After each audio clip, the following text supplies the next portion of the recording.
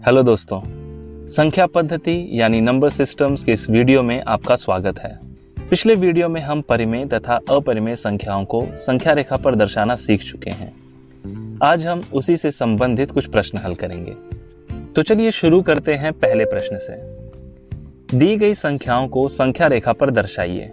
पहली संख्या ऋण 6.421, यह एक शांत दशमलव है। दोस्तों, ऋण का चिन्ह देखकर घबराएं नहीं। यह संख्या रेखा पर ऋण 6 और ऋण 7 के बीच स्थित है। हम उत्तरोत्तर आवर्धन प्रक्रिया यानी प्रोसेस ऑफ सक्सेसिव मैग्निफिकेशन का उपयोग कर संख्या रेखा पर इसे कुछ इस प्रकार दर्शाएंगे। और अब यह ऋण 6.42 और ऋण 6.43 के बीच स्थित है। यहाँ दोस्तों, हमारी दूसरी संख्या 8.34 बार है। प्रश्न के अनुसार इसे दशमलव के 4 अंकों तक संख्या रेखा पर दर्शाना है। यह एक अनवसानी आवर्ती है यानी अशांत दशमलव। क्या हम यहाँ भी उत्तरोत्तर आवर्धन प्रक्रिया का उपयोग करेंगे? जी हाँ, आप इस प्रश्न को खुद हल करने का प्रयास करें।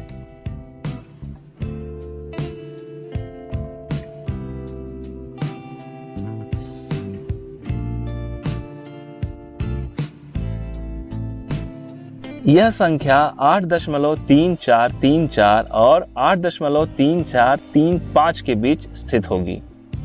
दोस्तों, चलिए एक और प्रश्न हल करते हैं। क्या आप करनी में 3 और करनी में 5 को संख्या रेखा पर दर्शा सकते हैं? पिछले वीडियो में हमने करनी में 2 को संख्या रेखा पर दर्शाना सीखा था। चलिए उसी की सहायता लेते हुए करनी में 3 और करनी में 5 को यानी √3 और √5 को संख्या रेखा पर दर्शाते हैं। यहाँ बिंदु E करनी में 2 के संगत है। यहाँ रेखा AC पर एक लंब यानी परपेंडिकुलर खींचिए और प्रकार में 1 इकाई लंबाई मापकर बिंदु C से लंब पर एक चाप खींचिए जो उसे F पर काटता हो। और अब केंद्र बिंदु A और F को मिलाने वाली एक रेखा खींचिए। यहाँ ध्यान दीजिए, हमें एक समकोण त्रिभुज ACF मिला जिसमें AC की लंबाई करनी में 2 है और CF की लंबाई 1 है। पाइथागोरस का नियम का उपयोग करने पर हमें AF करनी में 3 मिला। प्रकार में AF की लंबाई मापकर संख्या रेखा पर एक चाप खींचिए जो उसे बिंदु G पर काटता है और यही बिंदु करनी में 3 के संगत है यानी उससे मेल खाता है। दोस्तों, करनी में 4 को भी हम इस प्रक्रिया द्वारा दर्शा सकते हैं।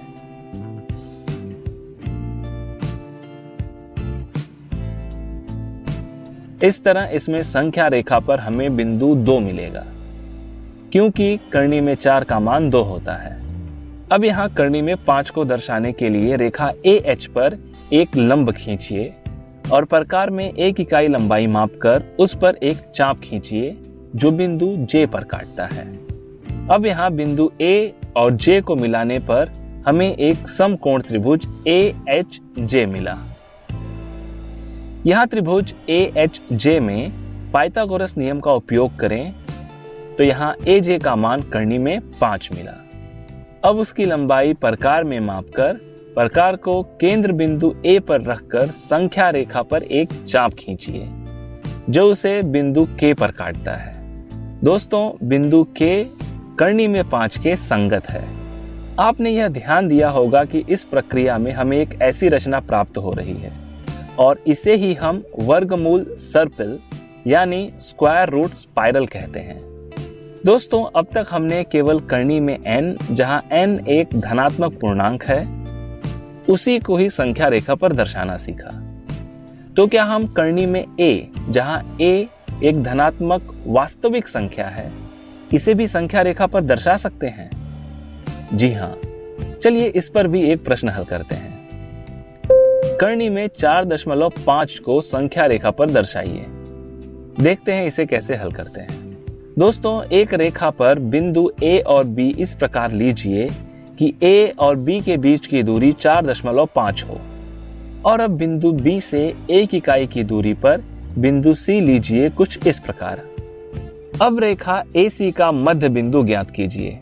AB धन BC बटे 2। यह मिला मध्य बिंदु O। अब प्रकार की सहायता से बिंदु O को केंद्र मानकर एक अर्धवृत्त बनाइए।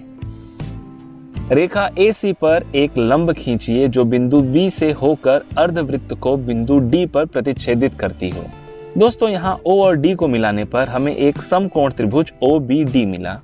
हमें पता है कि AB की लंबाई 4.5 और OA की लंबाई 2.75 है। OB की लंबाई 1.75 होगी। त्रिभुज OBD में अब हम पाइथागोरस नियम का उपयोग करके BD का मान ज्ञात कर सकते हैं। हमें BD करनी में 4.5 मिला। अब यदि हमें इसे संख्या रेखा पर दर्शाना है तो हमें बिंदु B को 0, C को 1 और BD को त्रिज्या मानकर एक चाप खींचना होगा कुछ इस तरह। हमें संख्या रेखा पर मिलने वाला बिंदु करनी में 4.5 के संगत है। इसी तरह हम किसी भी धनात्मक वास्तविक संख्या को संख्या रेखा पर दर्शा सकते हैं। तो दोस्तों, आज के सत्र में बस इतना ही। इस सत्र में हमने परिमेय तथा अपरिमेय संख्याओं को संख्या रेखा पर दर्शाने से संबंधित कुछ प्रश्न हल किए। मिलते हैं अगले वीडियो में इसी से संबंधित कुछ तथ्यों के साथ। धन्यवाद।